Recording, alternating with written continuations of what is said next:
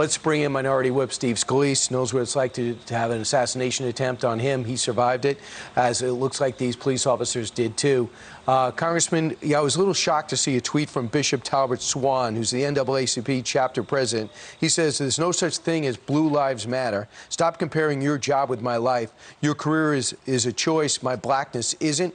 No one deserves to be unjustly murdered, police or citizens. If you're expressing outrage over the shooting of the two sheriffs, deputies, what we're defending, Kyle, what about why are you defending Kyle Rittenhouse?" Is there a comparison? Oh, my God, no. And good morning. But Morning. Our only thought should be to pray for those two law enforcement officers who are battling for their life. All of us should come together and unite in the people who keep our community safe.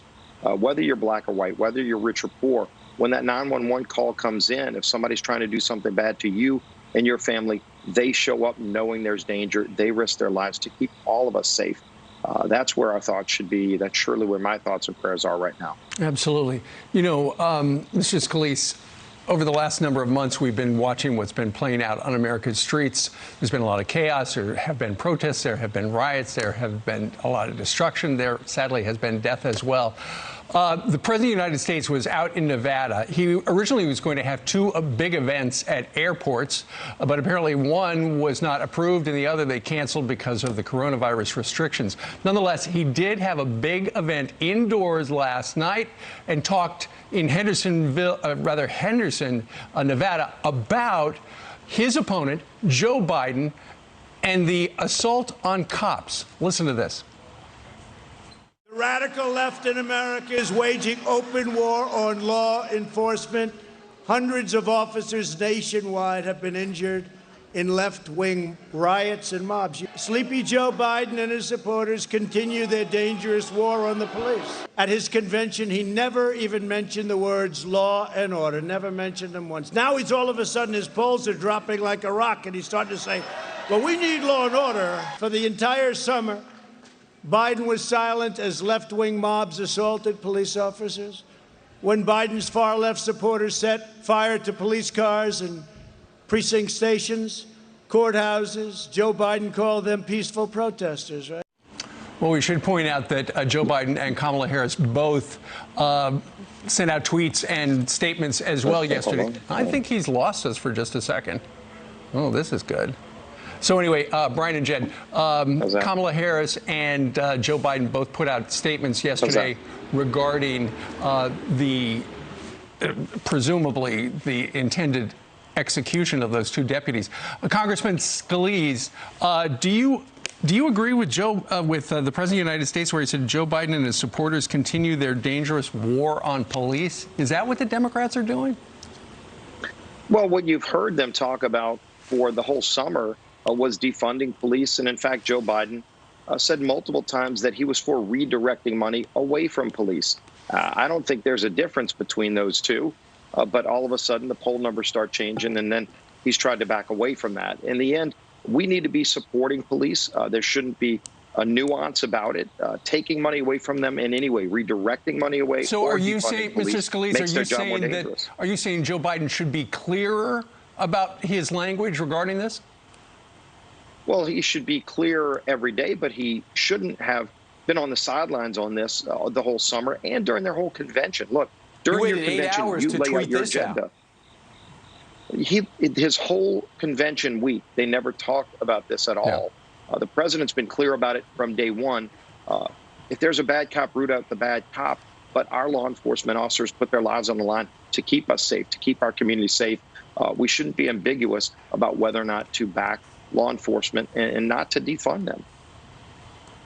Congressman, there's a new Fox News poll out. We want to talk with you about it. It talks about what voters are really concerned about, focusing in on the issues. That lead issue is, you can take a look, unemployment, 87% concerned.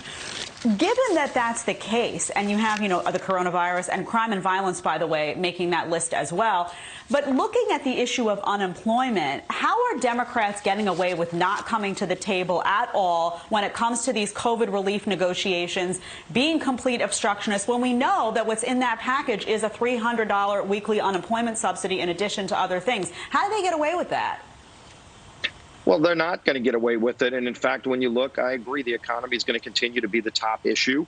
President Trump had the greatest record, maybe of any president before coronavirus, on the economy, greatest economy, and it was working for everybody, for African Americans, for Hispanics, for every demographic group.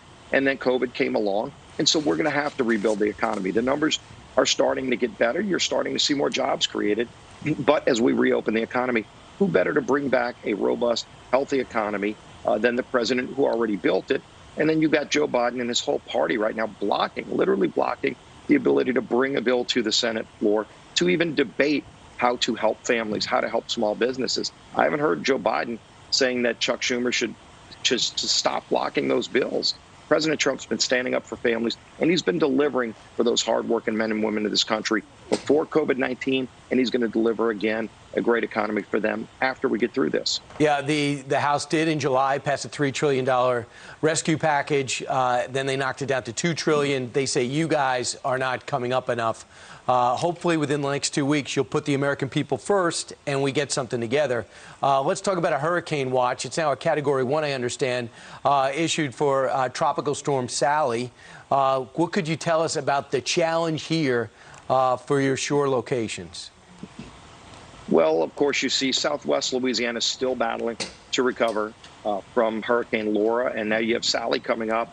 More than likely early tomorrow morning, you'll see it hit close to the mouth of the Mississippi River in my district, maybe move to the north between Louisiana and Mississippi, and we're all preparing. Everybody's taking the precautions. I know I've checked in with all of our local officials. We're all taking this seriously because it could be a Category 1 or a Category 2 storm. So we've just got to be prepared. Absolutely. You do have to be prepared. Unlike Tom Brady, who was beaten by your Saints yesterday, I'm sure you're delighted about that. Well, thank you so much for transitioning into something that at least tries to give us some sanity in the middle of all this. And sports being back is really good, but having Drew Brees and the Saints beat Tom Brady and the Buccaneers was a really nice start to a busy week. All right. Steve Scalise joining us from Louisiana. Sir, thank you very much. Thank you all.